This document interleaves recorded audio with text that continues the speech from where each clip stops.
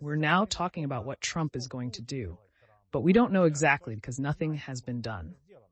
Let's talk more about what he said. He said exactly that he would stop this war in 24 hours. He said Zelensky was coming in, taking $60 billion and leaving. Trump never once mentioned the 1991 borders that you're talking about.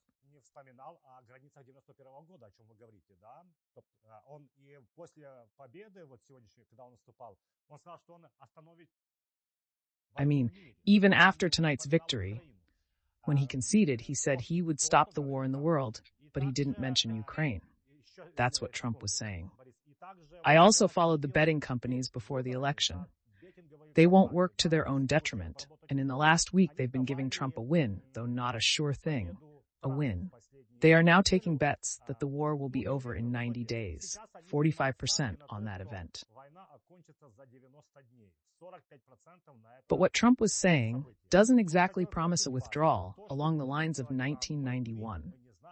Well, let's put it this way. First of all, don't forget that everything Trump said was campaign rhetoric. I've said on various airwaves, even on your channel, that Trump is fighting for the undecided vote. We had about 15 plus million of them until yesterday.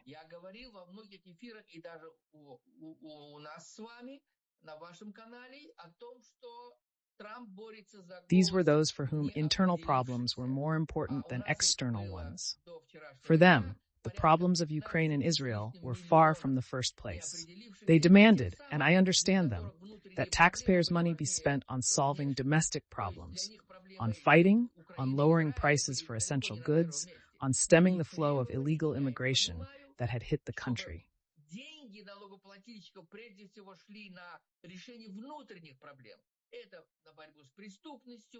They were the ones who demanded it. Trump didn't want to lose them, and I'll tell you, he won. Without talking about foreign policy, he avoided making such statements.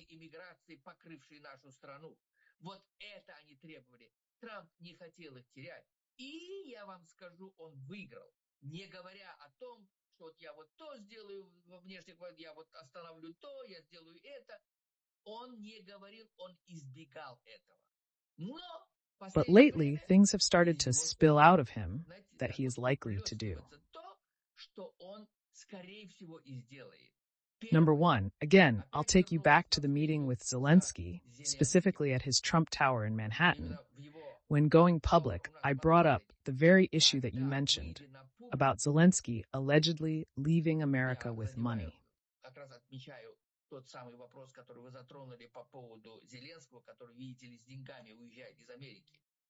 Trump said this while complimenting Zelensky. It was not a rebuke, it was a compliment. Trump is a businessman. He loves money, especially those who know how to make money, and he respects those who know how to make money. That's why he put Zelensky among such people, complimenting him.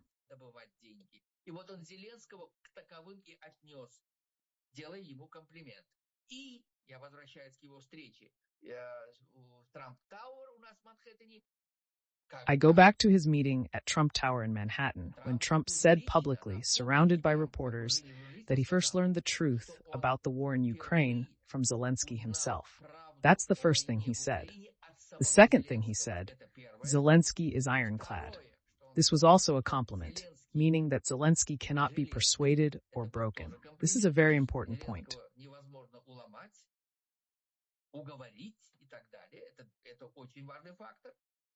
Third, more importantly, when he said that even if there is a deal on the war in Ukraine, it will never affect Ukraine's national interests, period. That's the quintessence of his plans and ideas. Second, no less important, literally a month and a half or 2 months ago, his advisor Mike Pompeo, who recently came to visit you, was interviewed by Ukrainian journalists.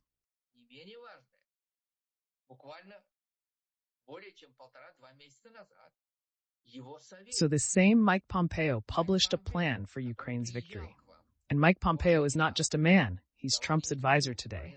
So the same Mike Pompeo, in his plan for Ukraine's victory, indicated what is needed for Ukraine's victory. Of course, offensive weapons, 1, Lend-Lease 2, and even the Marshall Plan.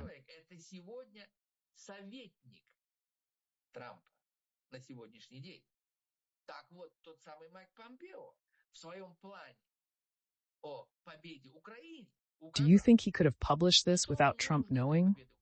Never.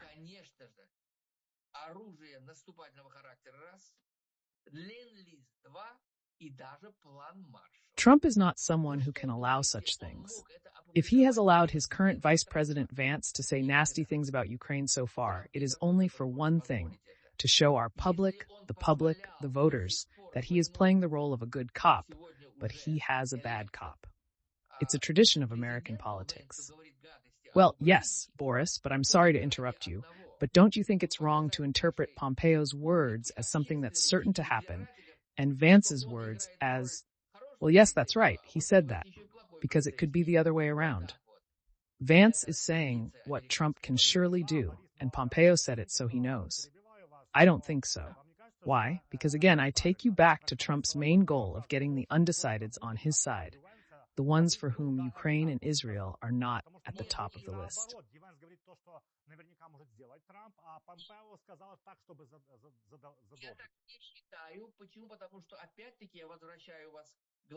That's what he's doing. He's giving Vance an excuse, giving Vance an opportunity to say these nasty things. Let's see how they behave after they win. Now, of course, Trump will roll up his sleeves and start working on building his cabinet. That's very important. We'll see who he takes to what position. Once again, I repeat, do you think we drank champagne, folded our hands and said we have won?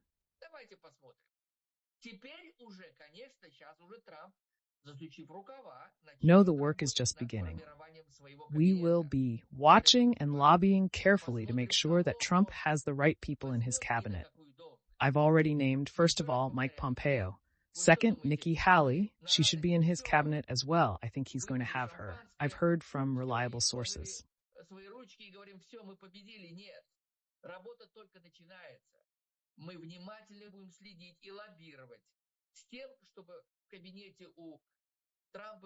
But it's not enough. We'll keep lobbying. We'll see how this turns out.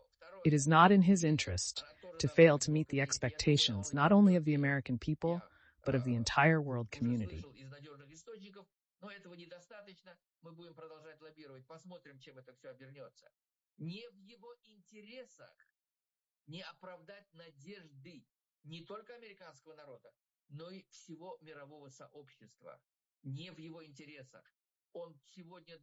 He needs to work on his legacy today, already. I'll remind you that no president in America yet, we've been in existence since 1776, and Trump today is the 47th president. No other president in America has ever had such a disgusting and horrible legacy entering the White House as he is getting from Biden. I'll tell you again, 2 wars that could escalate into a thermonuclear world war at any moment. The second is the loss of American influence everywhere, in Europe, Asia, Africa, and Latin America as well.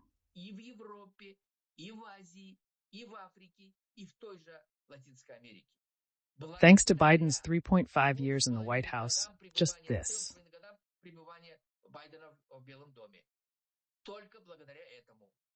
This all falls on Trump's shoulders today. Do you think he can solve all these problems in 4 years? Absolutely not. Absolutely not. He will have priorities. The first priority is the war in Ukraine and in the Middle East. He can't make concessions today to that #1 terrorist of the 21st century, Putin. He can't. Any concession is a defeat for America.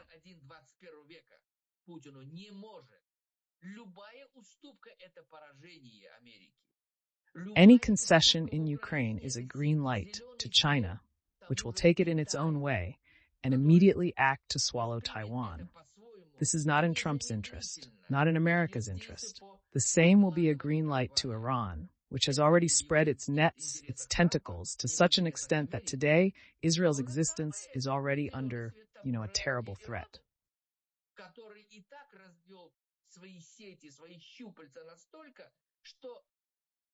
Israel is surrounded by terrorist groups. That's the tragedy. So Trump has a huge responsibility today. He cannot deal with the issue in a way that makes concessions to terrorists. No, no one will allow him to do that. First of all, the bipartisan unity in Congress, it's still there, and it will still be there in the future.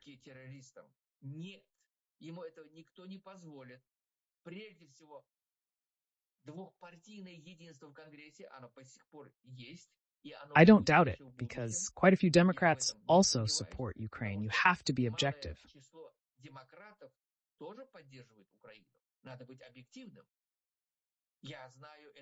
I know this firsthand from the very congressman who represents my district here in New York, in Brooklyn. That's Hakeem Joffrey. He is the minority leader of the Democrats today, and he will remain so with Trump in the White House. He is hands and feet for Ukraine, for its integrity. Just like Speaker Johnson, he has been a friend of Ukraine. He still is, and he will be. There is no other. Otherwise, we are in the majority, my friends. Who's us? Who's us? The Reagan wing of the Republican Party. We have our Republican Party representatives in Congress. Who are they? Great friends of Ukraine. You know the three Mikes well: Mike Turner, chairman of the Intelligence Committee, Mike McCall, chairman of the Foreign Affairs Committee, and Mike Rogers, chairman of the Arms Committee. Today, after winning the election, they've further solidified their positions. And what do you think? Are they just going to so easily... If suddenly Trump starts making a deal, just stand back and say, "Oh, good for you, Trump, we want that too." It's never going to happen, because it's against our national interest. That's what gives me reason to believe that Trump will be different today. He'll be outspoken. He no longer needs to get the undecideds on his side. Everyone has already made up their minds. He's won. We'll see.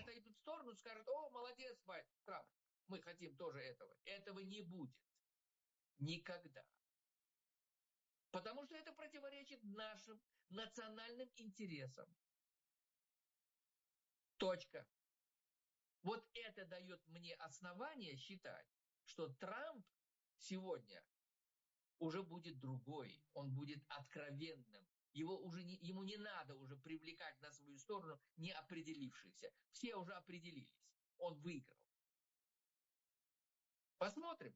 Пане Михайле, зловила себе на думці, що коли напередодні відкривала стрічку соцмереж, зокрема у Facebook. Mr. Mikhail, I caught myself thinking that when I opened the social media stream the day before, especially on Facebook and social network X, formerly known as Twitter, I saw a large number of journals about the American elections. In particular, Ukrainian military personnel ironically shared their plans for the end of the month, because Donald Trump, during his election campaign, promised to end the war in 24 years. Obviously, he didn't reveal his strategy, but after such a confident victory, it seems they are just starting to consider a peace plan. The Wall Street Journal recently reported that Trump's peace plan for ending the war in Ukraine may involve a 20-year NATO membership freeze and freezing the front line without territorial return. In your opinion, for all the theories on language,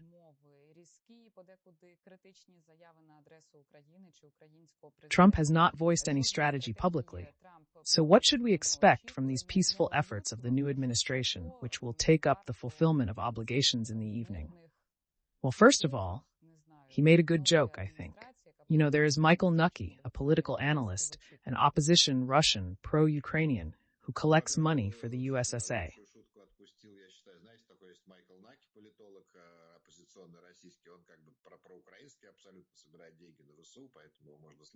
So you can listen to him. He has daily episodes about the war, and he started his show the day before yesterday saying, well, there will be no show tomorrow because the war will be over in 24 years, so today is the last show.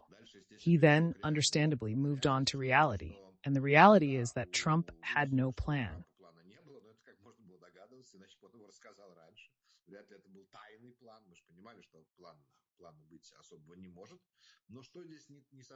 But it could have been anticipated, otherwise he would have voiced it earlier. I don't think it was a secret plan. We understood that there could not be any special plan. However, what is not quite true in this discussion is that there is no strategy or plan. These are different things. In principle, Trump has cognized the strategy. Our strategy is to stop the war at any cost, especially between Russia and Ukraine. And what happened before, what territories or desires there were, we don't care. This is our strategy. Then there should be a concrete plan for which certain people should be responsible, but as it turned out, they have not written anything yet.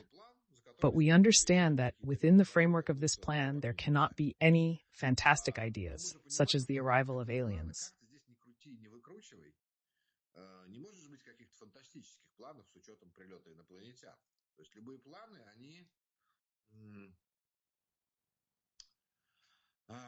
That is, any plan answers only a few questions. Where we're going to reinforce the troops, on which line. This is the first part of the plan. The second part of the plan is what political commitments Russia and Ukraine will make. Well, for example, telling Ukraine, yes, we will take you into NATO, but only the part that is not occupied, is one option.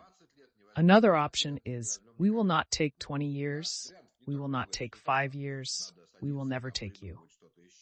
There are not so many options. It's not like we have to sit down and come up with something new. In fact, I think I have mentioned almost everything, because there is a third part, which is probably the most important, but for some reason, people forget to mention it. Sorry, the third part is the most important point from a humanitarian point of view. What will happen with sanctions? Because if we stop the war on this dividing line and at the same time lift sanctions on Russia, it will mean a total victory for Russia. Moreover, even if we are taken into NATO, even if we are accepted into NATO, it will still be a total victory for Russia. It means that we will not return the occupied territories in the coming decades. It means that Russia will prosper again, stockpile weapons, and in a few years it will not just attack us again, but it will be able to fight on several fronts, because Russia will certainly continue to arm itself, and so on. That's if sanctions are lifted as part of this deal. It's going to be a disaster. I say right away, lifting sanctions under such conditions, that is, without returning the territories to us, is one question, but the main humanitarian question is, what will happen to the millions of people who are left, our Ukrainian people, in the occupied territories? So they say, okay, the territories will be under Russian control for the time being, although we do not recognize this.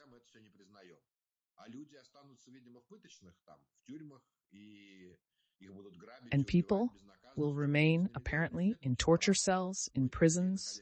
They will be robbed and killed with impunity. They will do whatever they want to them. They have no rights, these people in the occupied territories. We know that Russia does not respect the rights of the people in the occupied territories. It does not respect them at all, not even close, not in any of the points that you can see in any conventions. And these are millions of people, millions, who have lost everything there, and nobody has written anything about this issue anywhere. Nobody anywhere, nothing. That's the second thing that's missing from this so-called plan. And so yes, some plan they will write, you bet.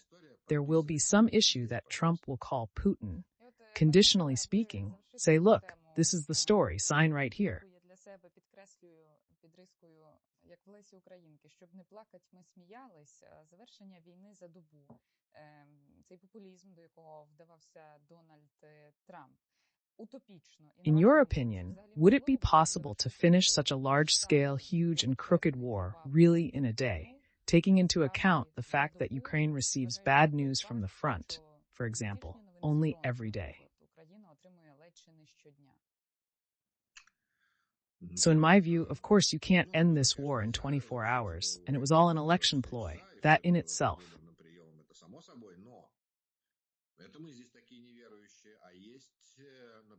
But we're the ones who are such non-believers here. And there is, for example, a prediction exchange, particularly a cryptocurrency exchange, that was betting on Trump winning with a 60-40 ratio, 60% probability on Trump. That's where the bets are now being taken there, that Trump will actually end the war. True, the terms are no longer 24 hours, because apparently everyone understands that it was a figure of speech, but 3 months, that is, until April 20th. As of yesterday, betting odds gave a 45% chance that Trump could end the war before April 20th. While that possibility exists, it doesn't mean it would be good news for us. If U.S. funding and military aid are cut off, we remember how we struggled in the spring. Не означает, что он ее завершит на хороших для нас условиях. К сожалению, у него есть такая возможность, потому что, еще раз говорю, если нам точно отрежут все финансирование от США и всю военную помощь, то мы помним весной, как мы воевали, да? Our military fought as best they could, but because of a shortage of shells and ammunition for HIMARS, for example, we were losing positions, giving up Avdiivka and other towns. The Russian offensive, which is going on now, began precisely when Congress did not approve aid and weapons for us for 6 months. Because of this, we did not have the forces to stop the enemy. We have failed to protect our thermal power plants, and this is also the fault of delayed arms deliveries.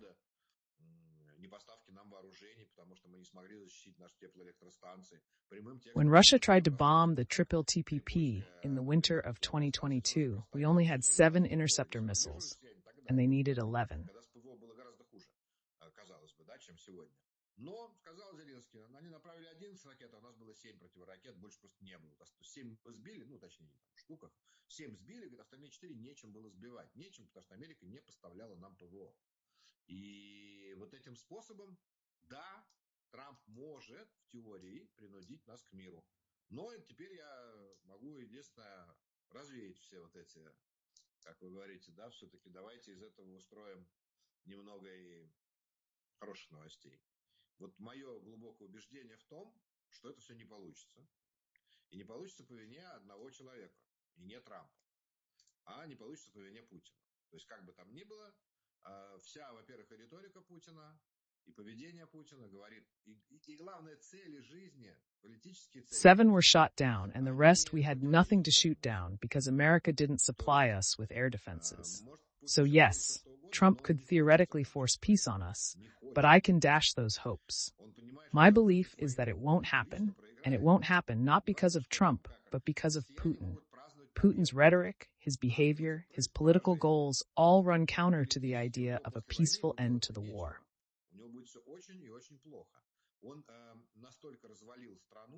Putin can say whatever he wants now, but he doesn't want to end the war because he realizes that if he ends it, he will personally lose.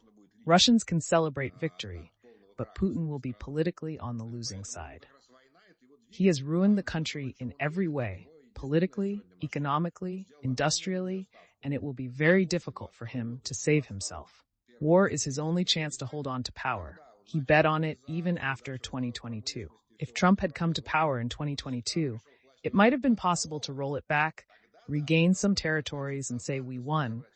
But now, Putin has no such option. И у Путина уже нет этого варианта. У Путина уже нет варианта взять сейчас и завершить войну.